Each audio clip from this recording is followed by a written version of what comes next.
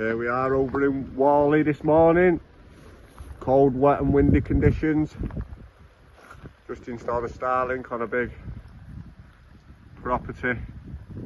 Here we've installed a 9x9 galvanised bracket, 3-foot mast to get over that roof line.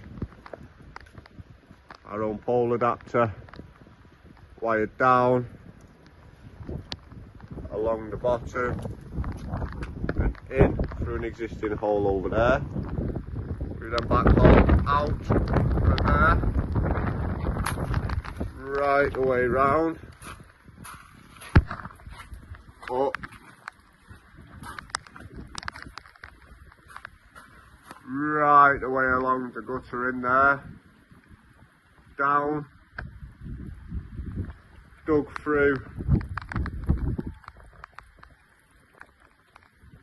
and buried the cable, which then goes into another property on the other side of that building there.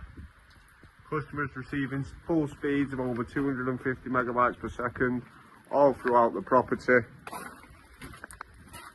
This is Aaron, Phil and Andy, professional Starlink installation.